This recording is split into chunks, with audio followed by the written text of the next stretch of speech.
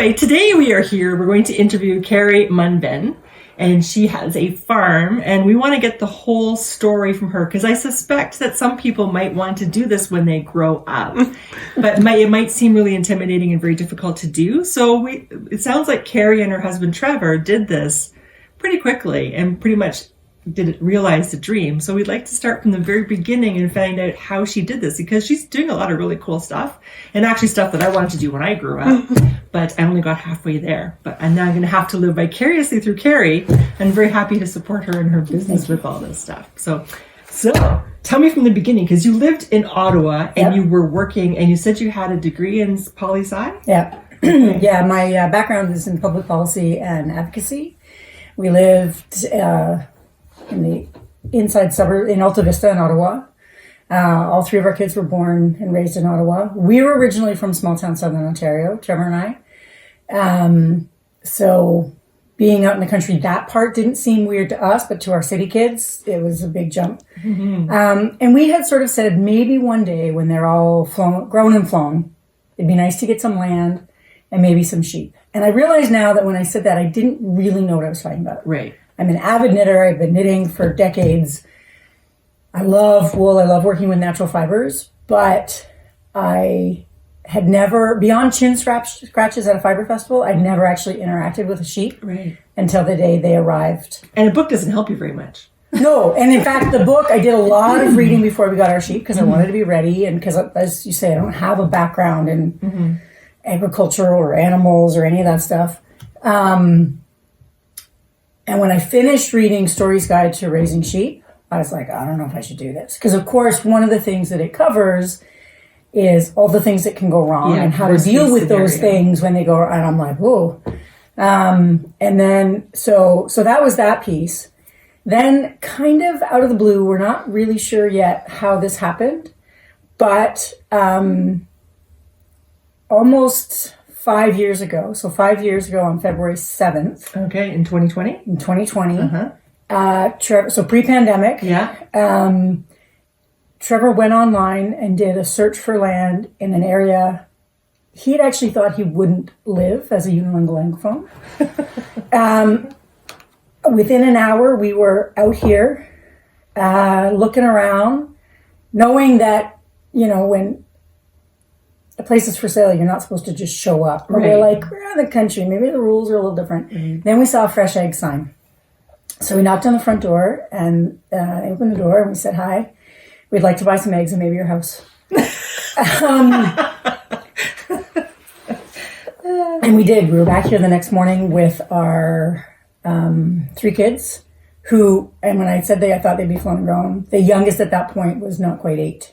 Oh, wow. So, not nearly gone. In fact, now there's all still at home and we've got a bonus kid. Our son's girlfriend lives with us. So, pardon me. So we came back the next day with the kids. We found a real estate agent. We were able to see the house at that point because the first day they were great. They said, look around, look in any of the buildings. If you're still interested, make an appointment and we'll have you see the place. So we did. And that night during the Super Bowl, we put in an offer. And by Monday evening, that was accepted. And off we went. Yep. So then we moved here in June and right away launched our farm business, Leystone Farms. But of course, because of Quebec language laws, everything has to be in French first. Yeah. So the fact that we had some language skills, I mean, it's easier to speak than it is to write. Oh, but, yeah, for sure. But yeah, that was useful. When we got here, we bought a dozen chickens from the previous owners. And we'd sort of say, okay, well, let's get there. Let's get settled in. Let's see how things go.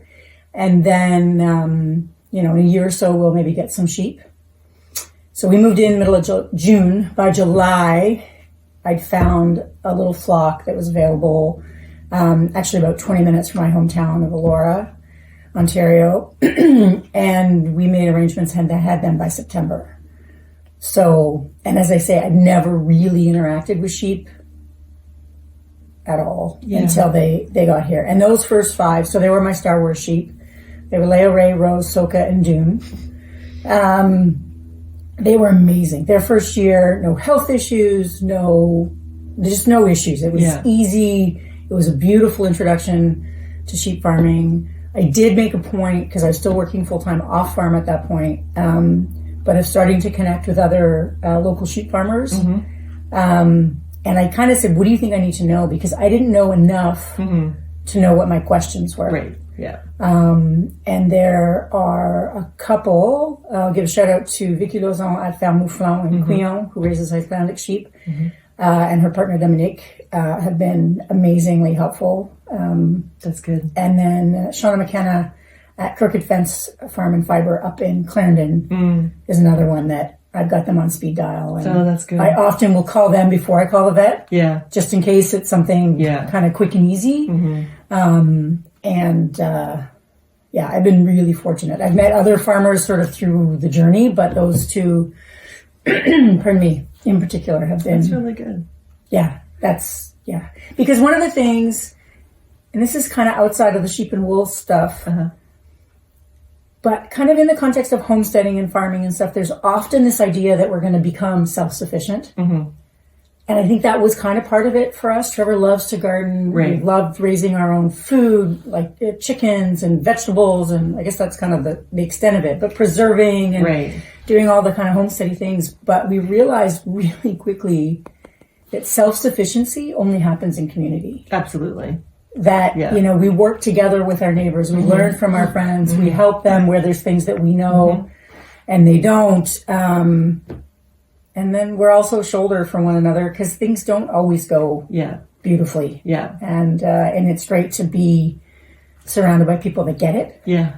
You're very fortunate. Oh, 100%. Yeah, because when I started my sheep, we didn't know anybody who had sheep. And so we had to rely upon a cattle farmer next door. So we got the wrong fencing, the wrong height off the ground. Everything was geared towards cattle. Right. Oh, no, don't do it that way. Do it this way. He was helpful, but unfortunately we had all the wrong stuff. So I spent my first year with my sheep chasing them up and down the road because they kept escaping. So, right, because it's always amazing to me that cattle can be held in with one hot wire and and the sheep will go under the fence, they'll go through the fence, because it was the page wire, right? So they'd go through it, and it was just a complete nightmare. Wow. So anyway, so you're very fortunate you found sheep people to help you out, because you have the correct fencing. One of the other things that I thought was really interesting as we got started was to learn there were more connections into the agricultural side of the fiber arts than I had anticipated. That's good. So that's good. It's been really fun. Now, we are considered a little bit odd because we raise our sheep for their fiber. We're not meat sheep farmers. Yes. And people don't understand that. No. They just close down and say, well, what do you mean? Yeah. Because I'm a wool sheep person, not a... Yeah. We understand that eventually there will likely be... We can't keep all the rams. I know. We're not there yet, but... Yeah. But we're also trying... The other thing that's interesting is that there's kind of a continuum in agriculture that kind of starts with people with pets. And at the other end is people that it's just, they're straight up livestock. It's like a product. It's... Yeah. But then there's this whole space, like the space between those is really vast. Yeah. And I feel like we kind of sit somewhere in the middle. Like all of my sheep have names. Yeah. I recognize them. There's a couple that are really similar, and I have to kind of get real up close and watch to know whether they're, whether it's Lynx or Lucy, but they all... Yeah, they have their own distinct cry in the morning. Yeah. And when we've experienced losses, it's been really heartbreaking. Yeah. And I think I still believe this. I don't want to get to a point where it doesn't matter. Yeah.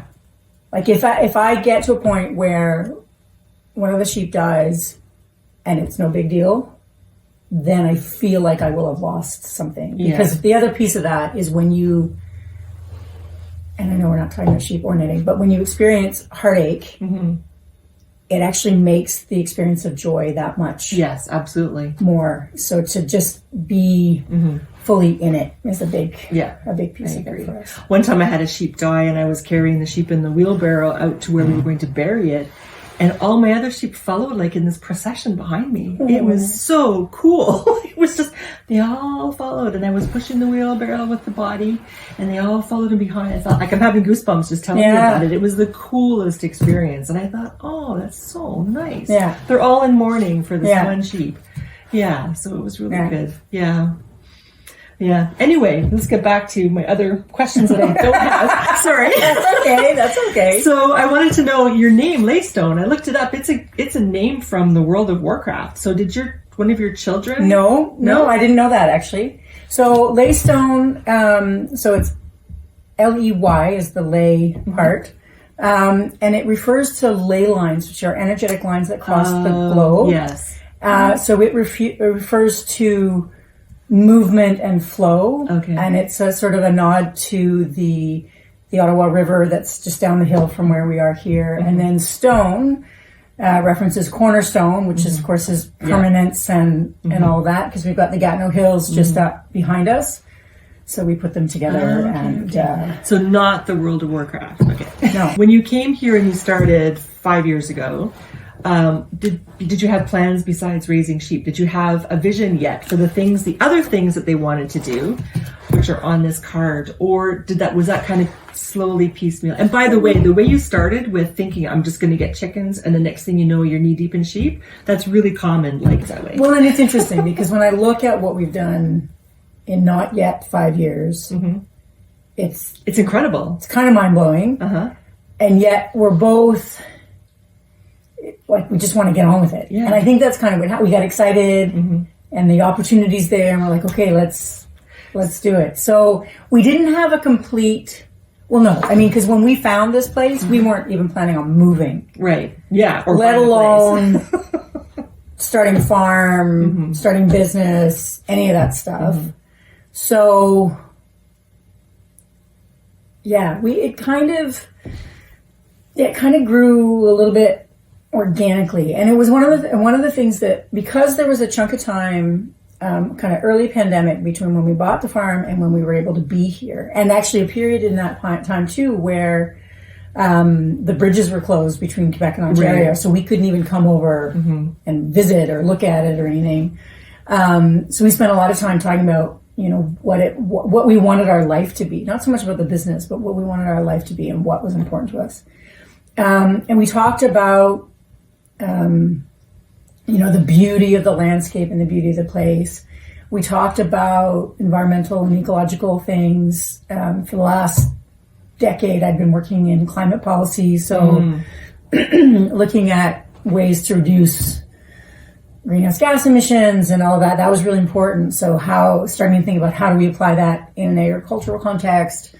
There were a whole bunch of things. And at the end of the day, what kind of distilled it all was the concept of nurture. Right. So it was about nurturing the land that we would be able to live on, the plants, the animals, our family, ourselves, our relationship, all that, and then also the community that we were coming into. So one of the things that we've continued to do is to look at, like, when we're trying to figure out, should we do this or should we not do this? It's like, is it aligned with that underlying value of wanting to nurture? Okay. And that's kind of what's your driving force. Yeah. Because we have kind of gone off in a bunch of different directions, and I'd like to think there's a pretty good narrative that brings it all together. But yeah, that's sort of... that's good. Thank you for answering that question before I even had a chance to ask it. There you go. It's really good. I wanted to know what your driving force was with all your decision making and the ways that you plan to go ahead. Yeah, because the other thing is we come from agricultural areas. So I spent a lot of time on a dairy farm as a kid just because my dad's best friends were dairy farmers. Right. But I didn't know how to do farming. Fortunately, Trevor's got a lot of business experience, and he's been a business coach for over a decade now. And so he knew the business side of things. I come from the not-for-profit sector, so there's a bunch of stuff that translates, but it's not quite as direct there. But yeah, so there's a lot of stuff that we had to figure out. The advantage of that, though, is coming into this, Trevor was already in his early 50s. I was just about 50. we had a lot of life experience to draw from. We were beyond the period in our life where we really cared much about what other people thought about what we were doing, whether we were doing it right or not. And in some ways, we just didn't know any better, so we would do what made sense. And sometimes that lines up with sort of, I don't know, conventional agricultural practices, and sometimes it doesn't. Right. And we've been okay with that, and also, it generally works pretty well. That's really good. Yeah, that's really good. Well, I like your posts on Instagram when you're talking about like how to make your own cleaner, and you're doing that. So I like that because fun. Again, that's kind of stuff that I'm interested in as well, which is also really important for the environment and sustainability. And what's the other word? I can't think of the word. Where you make things better. Regenerative. That's the word. Yeah, regenerative agriculture and stuff. So that's good. Yeah. Good. So currently you have farm fresh eggs, Araucana chickens, judging by the color of the eggs. And you have sheep, baby doll sheep, and she also has other breeds of sheep that she's getting into, which is really nice. So she has a really short fibre sheep, which is a baby doll, South Down. Oh, and also you're doing honey. Is that are you going to get into bees, honey bees, or? We have, we have about 1.5 million bees. Oh, you have them already? Yeah, they're, I can't see them from, there's 2 sheds out in the vineyard there. Yeah. So we also have a 10-acre vineyard. Okay. And then we've got 1.5 million bees out there. We work with, we have a honey partner, Apival, that does the beekeeping and the honey work. We did the beekeeping course at Heritage College, but already had, there were just too many things to do. Too many things. Yeah. So that's one where we have a great working relationship with them. Nice. Really nice. Yeah. That's good. And so you're starting to go from baby dolls into other breeds of sheep as well. Yeah, and that one wasn't exactly part of the plan. There's another local farmer who a few years ago, and she's another wool farmer, who was downsizing her flock. And at that point I was like, no, I'm going to stick with the baby dolls. I'm going to want the purebreds. And so I didn't take any of her sheep. But then in the fall, one of the women that had taken some of Ginger's sheep reached out, and she said she was downsizing and she hadn't sort of publicized it yet, but wanted to know if I was interested. Right. And we were in the midst. We'd already started building a big new paddock so that we could spread out a little bit more. And one of the beautiful problems we have, and I'll show you my wool in a little bit, but we tend to sell out of the wool that we have. Right. So, which is a good problem. It's a great problem to have. But then it was like, okay, how do we get more wool faster? Because again, with the South Down baby doll, they're a short staple length. So there's definitely, you can't shear them more than once a year. Even at a year's growth, it's not all, a lot of mills struggle with it. So, and the new batch, so I got 7 new ewes. Several of them are Icelandic crosses. There's a few Gotland crosses. And within those crosses, there's BFL and East Frisian. And their fleeces are just amazing. Beautiful. I already claimed a couple. Oh, did you? Yeah. Okay. Yeah. So all I need is more fleeces. Yeah. Yeah. And I mean, of course, the challenge with that is that, yes, we're going to have more wool, but we got them in October. We'll shear at the end of March. And then if we have product by the end of this year, we're lucky. Like that's, just. I was going to ask you, what's the turnover time for the mill in Manitoba? Usually they're actually really good. Yeah. Kind of 6 months. Oh, that's really good. Yeah. That's good. Yeah. And one of the other things that's really great is that, so we work with Long Way Homestead, Anna Hunter in Manitoba. And because they really value traceability and all of that as well, we're able to have them processed sometimes as single fleeces. Right. So that when we get the yarn back, we know that, so Gordon's yarn has his name on the tag, and then we also have Gordon's card that goes with it. Yeah. And it helps also create connections, because a lot of our customers are local knitters, and they get a chance to come out and see the sheep.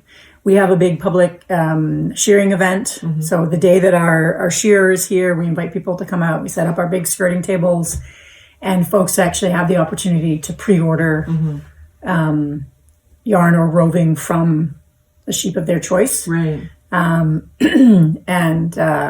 that's kind of fun. Yeah, and it's also sort of neat to see year over year how some of the fleeces change.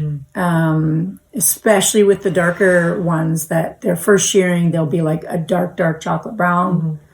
And then, we have one in particular. So this is Josie's fleece, and her first year, the first time we had her processed, this is Llama and Rose, but Josie was about this color the last time we had her wool processed, and the old girl's gone gray. Yeah. So, and I love it because it just gives us more range in terms of the natural colors. And you can over-dye it, which is really nice. Yeah. And I should say the sweater that I'm wearing is, I made with the wool for my first shearing of my first 5 sheep. So the brown is Llama and Rose, and the white is Soka and Dune. And it's completely natural, so it's not dyed at all. And it's very warm. Yes, it would be. It's very nice. Thank you. I was going to say something. Oh, what I like about it too, when people come and they see these photographs and they see that this is a sheep that made this wool, I feel like it makes people understand better things, for example, they might find in the wool. Like maybe you'll find a little bit of hay, but that's because it's a real animal eating real grass, producing real wool. And of course you're going to find something in there. The stuff that you buy from a mill has been so processed with chemicals and stuff, it burns everything else out except for the wool. And if it's superwash, it changes it again. So when you have this kind of thing, not only does it connect it to the actual animal, but it also makes you realize it is an actual animal eating whatever. And maybe you're going to find something, and that's okay. So where do you see yourself going in the next little bit? So you're selling your yarn, you're selling your wool, you're getting more hand spinning. Is it going to do some hand roving stuff too, or mostly yarn? So far, so I came into this as a knitter. So my primary interest was in yarn, because I know how to make things with that. Every year I get some roving. Sometimes it's the fiber, the fleeces that aren't spinning nicely in the mill. And because one of the things I've found that I'm really grateful for is even some of the fibers that seem to be even too short for the mill that does our yarn.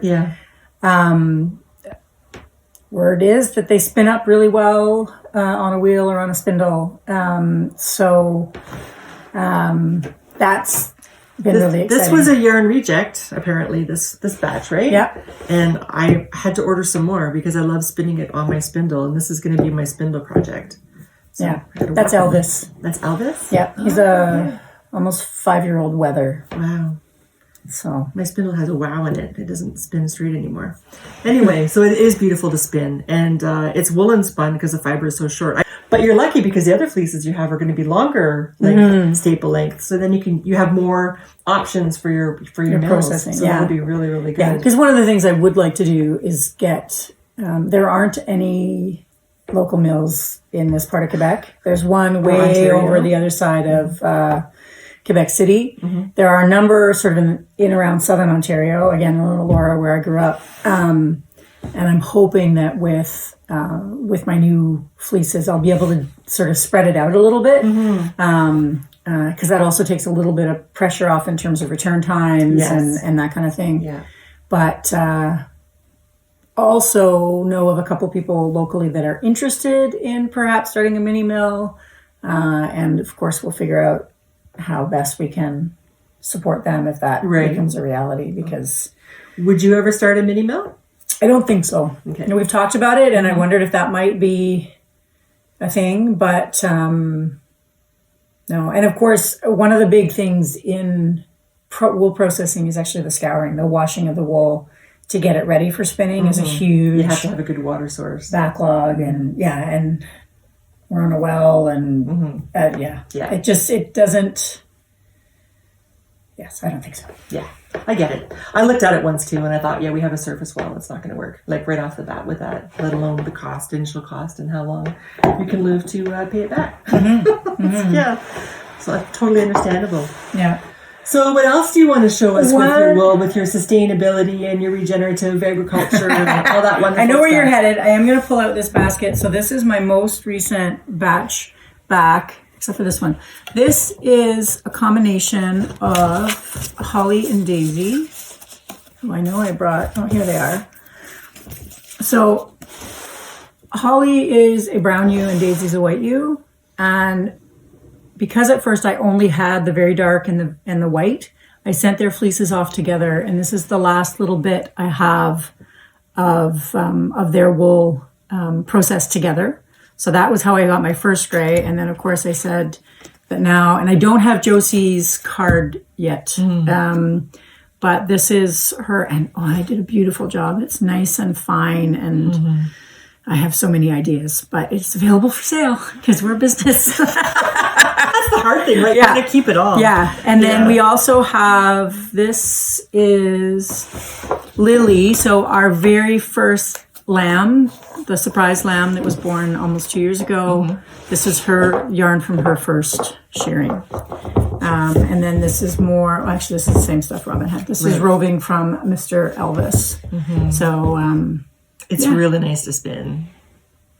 Yeah. Oh, I'm wrong. This is Leo. Elvis made it into yarn. Okay, so that's one of the things that we learned. I think even before our first sheep arrived, I remember one day I was out working in the vineyard, and all of a sudden I heard sheep, and I got so excited because over on the hill, I saw our neighbors have a flock of sheep, and I was so excited. And we didn't really know them yet, but when we had a chance to chat with them, I was like, "So what do you do with their wool?" And they said every week with the garbage, or every 2 weeks when our garbage picks up, they put out a bag. And I mean, we have sheep because I love to knit.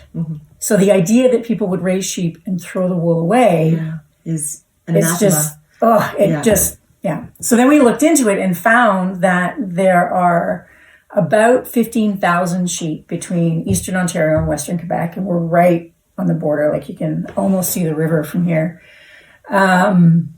And most of that is getting thrown away. And there's a few issues there. One, wool is not recognized as an agricultural commodity in Canada. It's seen as a byproduct of the lamb industry, which needs to change for such a fabulous thing. It's so valuable. It's fire resistant. It's full of good nutrition. It sequesters carbon. It does all these wonderful things.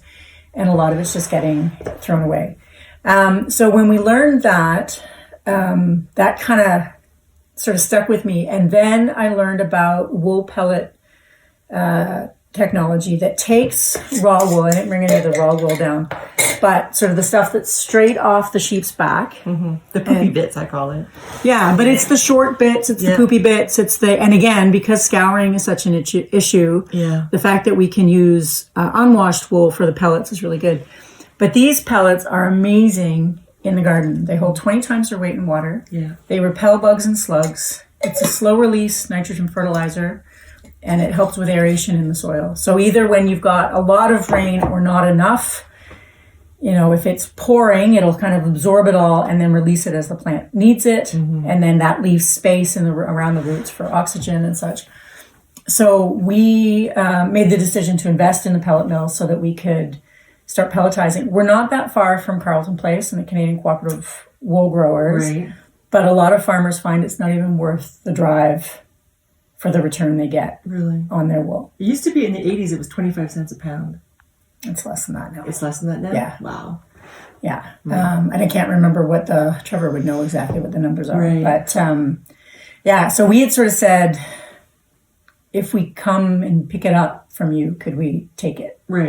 And we've got bales and bales of wool in our driveway waiting to be processed. But it's been amazing. And the gardeners love it because it really makes a difference in the garden as well.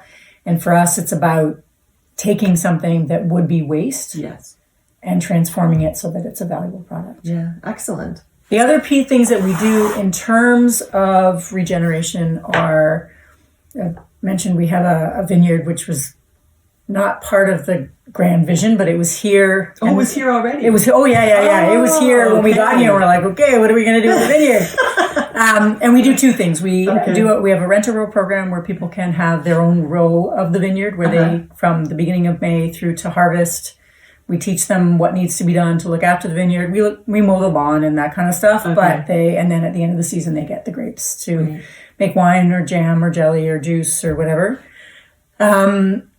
And then we also sell the grapes wholesale to other local wineries, because that's another piece too, that we had started down the road of getting into winemaking and realized that that was a whole other set of infrastructure and stuff. So we decided we do it differently. But that also, the vineyard also informed the breed choice of the South Down baby dolls, because they have beautiful wool. That was obviously important to me.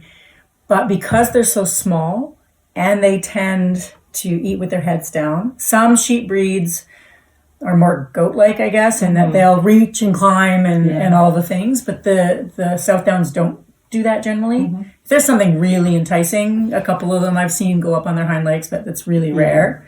So we're able to put them, graze them in the vineyard. So they... I was going to ask you that, Yeah, so they eat the stuff that around the vines, and cleaning up around the base of the vine is the toughest task. And they poop out there, so they're fertilizing, they aerate just with their little hooves. And so that works really well. We need more sheep. Shucks. To manage the vineyard, so we will. And in terms of going forward, you asked sort of where we're headed, and we will continue to grow the flock. We've decided to stick to sort of a natural breeding schedule. So the South Downs are seasonal breeders, so they like to breed in the fall and lamb in the spring. And for now, at least, that's plenty. Yes. So we'll continue to grow the flock. As you know, and I think you may have already talked about in early parts of the recording, we now have our shepherd's cabin, which is an important part. And when we talked about nurture earlier, part of what we found was when we moved out here, in part because it was also new, but we found there were so many interesting things that as city folks, we just weren't aware of in terms of where our food and our fiber came from. And we're only 30 minutes from the bridges to Ottawa. And before that, we're 20 minutes from Aylmer and Gatineau. And we really want to share this. And so when we had the opportunity to get the shepherd's cabin, a big piece of that is to have a space so that people can come and experience the farm and interact with the animals and learn more about what we're doing and stuff like that. Or just have a quiet getaway. They don't have to interact with us if they don't want to. So that's an important piece. And then also the space that we're in now, we call this our Vineyard Studio. And this is where we host our monthly knit night. Okay. It's once a month. Okay. Once a month, first Thursday of every month. I do knitting lessons down here. And then we also make this space available for rental for corporate offsites or any organizational offsites for strategic planning or any of that kind of thing. And we also offer sort of facilitated retreats that incorporate time thinking about business or your organization or whatever, and also some kind of what does the land have to teach us about how we might live and work better in this world. Yeah, but it's interesting because really at the core of it is nurture, which links to regenerative agriculture, which is linked to the sheep. And it's really about, I'm a knitter who ended up becoming a sheep farmer. And now I'm working to kind of fill in all the pieces between animal to finished garment and learning about all the other bits in between. So we do have some plans for a dye garden that will be located next to one of the sheep paddocks. And we also raise chickens for meat. And this year we dabbled in turkeys. And next year we'll do more because the turkeys were fun. The meat chickens, they looked a lot like our laying hens. So they were interesting, but the turkeys were a whole different thing. Turkeys we found were harder to get through the first couple of weeks of life. Okay. They're not very smart creatures. No, and don't get a room with square like corners. I know. Okay, Yeah. good. Well, we did, and yeah, we won't. That's bad. They all Yeah. So we were able to have the friends that worked with us on the chickens and turkeys. We had a Thanksgiving turkey together, and we each had our Christmas turkeys. So we got some, but this year we'll do a bunch more and have learned some lessons that will hopefully make it go a little bit better. So I'd like to ask you about your sign you have out front. There are 3 languages, and the first language I couldn't read. Oh. So that's in what language is that? Is that Cree? No, that's Algonquin. Algonquin. Yeah. Okay. So yeah, thank you for asking. One of the things that we realized when we came here was that we feel really honored to be the caretakers of this land. And it's also really important to us to recognize that it doesn't belong to us, that this is the unceded ancestral land of the Algonquin Anishinaabe.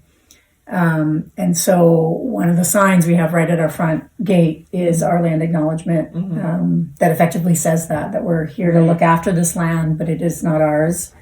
And according to local regulations, the first language should be French, but we decided to... I'm glad. That's what I noticed is like, wow, that's amazing. So we have our land acknowledgement first in Algonquin, then in French, and then in English. And actually I think it's on our Facebook page, we actually have an audio recording of the Algonquin. Okay, somebody's reading it. Yeah. So that's...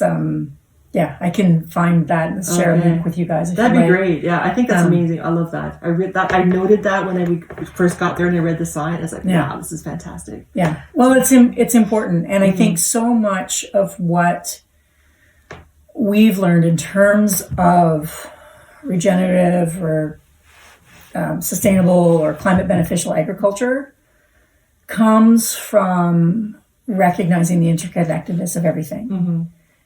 And that's a big piece of what I understand as Indigenous wisdom. And so I know that we wouldn't be able to do what we do without that traditional knowledge that is fortunately making it back now. It's way back into more settler cultures and ways of doing things. So that's something that's really important to us. And we're going to continue to explore how we best lift that up, because it's all well and good to say we acknowledge that this is not our land, but we are looking at ways that we can live it and can share this space and make sure that if there are ways that we can share with the local Indigenous communities, that we will. Yeah, that's fantastic. Okay, so now we can talk about your lands. Okay. Sorry.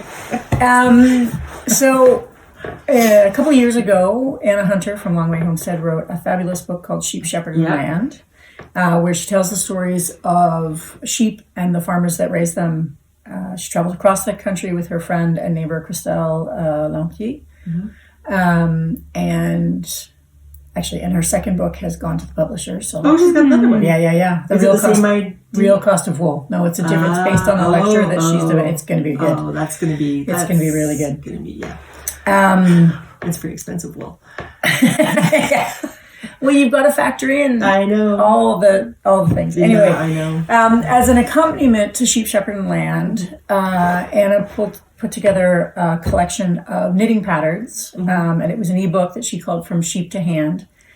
And by some wonderful set of coincidences, I was invited to design a pair of mittens using East Frisian wool from Brebis de Beau Rivage in Lévis, Quebec.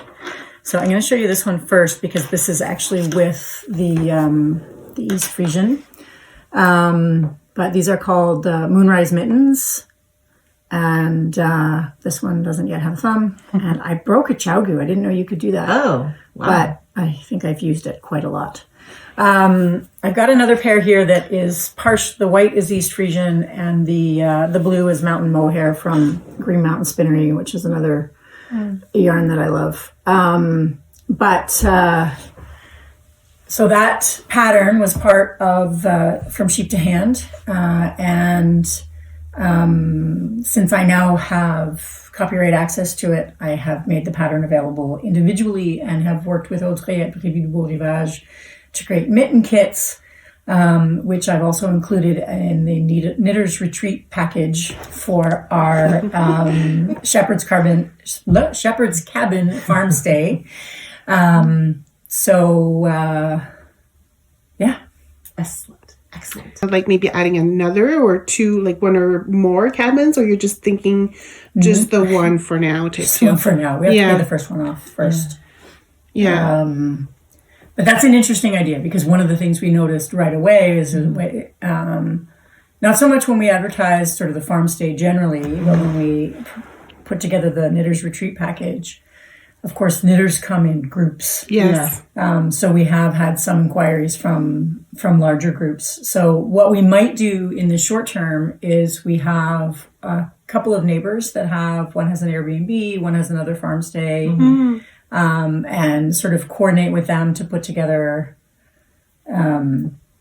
packages so that we can kind of invite small groups. There'll still probably only be 6 or 8 people. Yeah. And then make the space available as kind of the hangout place and stuff. Because, that's something that we're looking at. But again, you guys, so Grumpy Sheep, Happy Llama were our very first farm stay, our very first Knitter's Retreat. It was amazing. Yes, it was. So, we're super grateful for that. This has been a lot of fun. And it's something that, again, we've been looking for more ways to share this place, because we think it's pretty special. One other thing I want to mention, just so that I don't forget, we were talking about Anna and Sheep, Shepherd, and Land. And one of the things that has also been created in the last couple of years is a national organization called the Canadian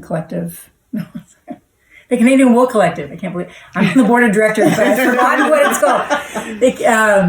The Canadian Wool Collective. So folks might be familiar with Canadian Cooperative Wool Growers or Campaign for Wool, or there are other organizations out there, but the Canadian Wool Collective is a grassroots organization focused on the promotion of Canadian wool and investment in infrastructure and all things related to Canadian wool. And it's interesting because we've got a board of directors that's made up of probably about half of us are producers. So we raise our own sheep. We've got 2 or 3 mill owners on the board. And then the sort of remainder, and all of us are also fiber artists in one way or another, knitters, crocheters, weavers, spinners. So it's an interesting mix. Membership in the Canadian Wool Collective is only $5. We have an AGM coming up on February 22nd, I want to say. I'll double check that and confirm with you guys. And where we were established in August of 2023. So this is our first AGM. We will be electing new board members as well. So you gotta be a member to run for the board, or vote for the board.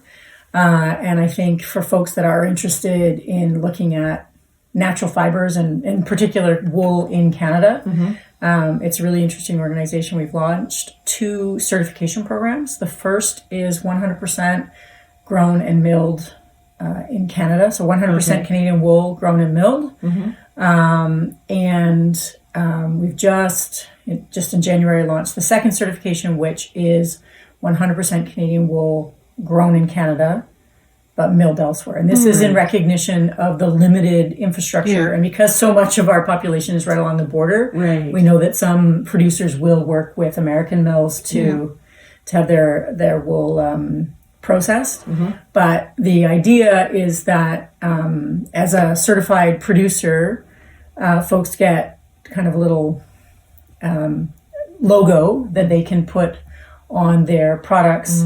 And what it'll do is ultimately help consumers to know when what they're getting is 100% Canadian wool. Right. So the third certification will be wool blends. That one's we're just starting to look at that. And, so it's wool and other protein fibers, I guess, from Canada. Or would it even have to be protein fibers? You could do flax, for example. That might grow.